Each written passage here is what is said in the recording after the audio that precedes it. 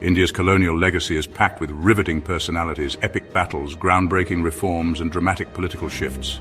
Today, we'll speed through the timeline of governor-generals and viceroys who shaped Indian history, from reforms to revolts and everything in between.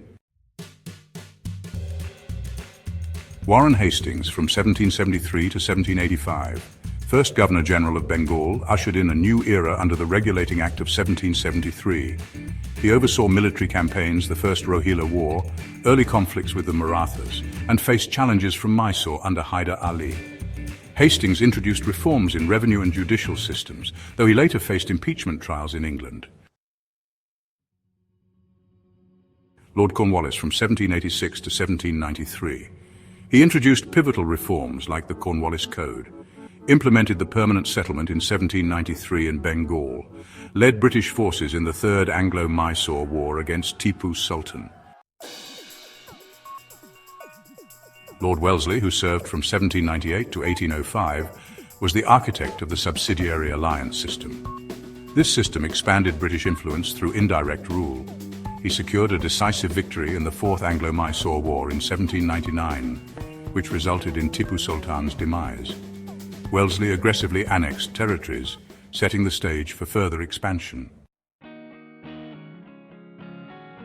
Lord Hastings, serving from 1813 to 1823, led during the Third Anglo-Maratha War from 1817 to 1818, which significantly diminished Maratha power. He introduced the Ryotwari system in select regions and pushed for administrative innovations, all while balancing growing local dissent. Lord William Bentinck, who served from 1828 to 1835, championed key social reforms. Notably, he abolished sati in 1829 and supported widow remarriage. Bentinck also backed educational reforms, laying the foundations for modern English education. Additionally, he initiated actions to dismantle the Thuggee cult. Lord Dalhousie served from 1848 to 1856.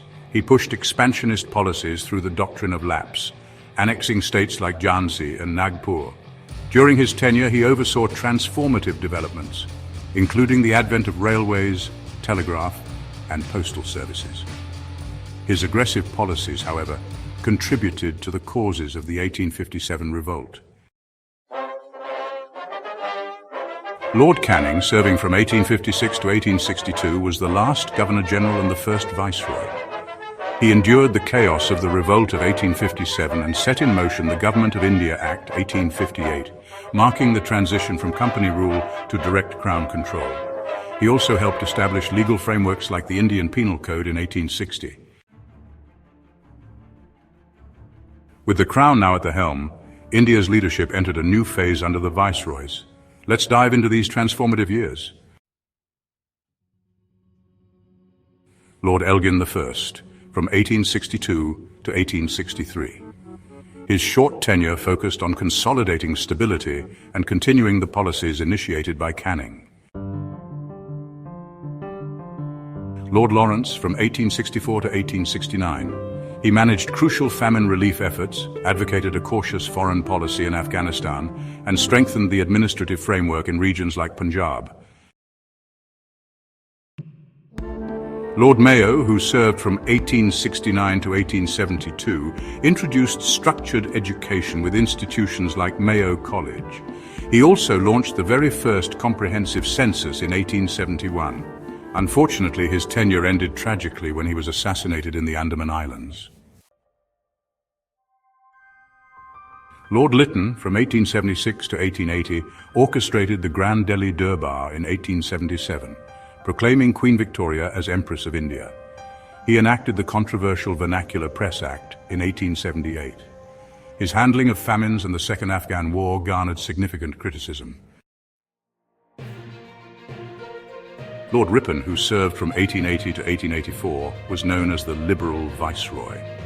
He repealed restrictive laws like the Vernacular Press Act and introduced the Ilbert Bill, sparking debates on racial equality. Additionally, he promoted early forms of local self-governance. It was Lord Ripon's administration in 1881 that managed to carry out a truly synchronous census, marking a milestone in the historical record of India's demographic data collection. Lord Dufferin, who served from 1884 to 1888, oversaw the formation of the Indian National Congress in 1885. He also strengthened British geopolitical influence in regions like Burma and Afghanistan. Lord Curzon, serving from 1899 to 1905, revitalized administrative efficiency and cultural institutions. He introduced the Indian Universities Act in 1904. His decision to partition Bengal in 1905 triggered widespread protests. Additionally, he launched a revival of the Archaeological Survey of India. Lord Minto II, from 1905 to 1910, enacted the Morley-Minto reforms in 1909, introducing communal electorates. He also strengthened the centralized political control of the British administration.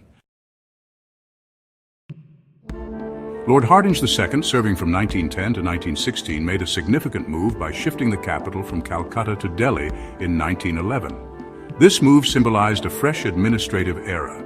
He also hosted the monumental Delhi Durbar in the same year. However, his tenure wasn't without peril, as he faced a bomb attack in 1912 amidst rising revolutionary activities.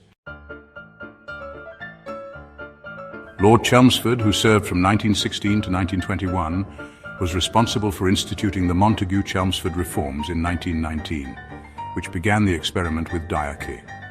Unfortunately, his tenure is largely overshadowed by the tragic Jallianwala Bagh massacre of 1919 and the repressive Rowlatt Act, both of which fueled the non-cooperation movement. Lord Irwin, serving from 1926 to 1931, made a notable impact by brokering the Gandhi-Irwin Pact in 1931 in a bid to ease political tensions. His tenure also faced significant challenges, including the Simon Commission of 1928 and rising civil disobedience. Lord Linlithgow, who served from 1936 to 1943, oversaw the implementation of the Government of India Act, 1935. He faced mounting pressures as World War II and internal movements like Quit India began to reshape the political landscape. Lord Wavell, from 1943 to 1947, steered India through the critical final years of World War II. He balanced wartime exigencies with emerging demands for independence. Wavell initiated administrative and military reforms that set the stage for the post-war transition. His tenure laid foundational groundwork for the discussions that led to partition and eventual freedom. Lord Mountbatten, the final Viceroy in 1947, oversaw the swift and complex process of partition and the independence of India. He executed the June 3rd Plan and crafted the Mountbatten Plan, facilitating a historic transition to freedom in August 1947. While Rajagopalachari was indeed a Governor-General, his term occurred in the post-independence period, not under colonial rule. From administrative reforms and military conquests to social upheavals and historic transitions, the legacies of these leaders are integral to our understanding of India's past. Their decisions, whether revered or reviled, helped shape the modern subcontinent.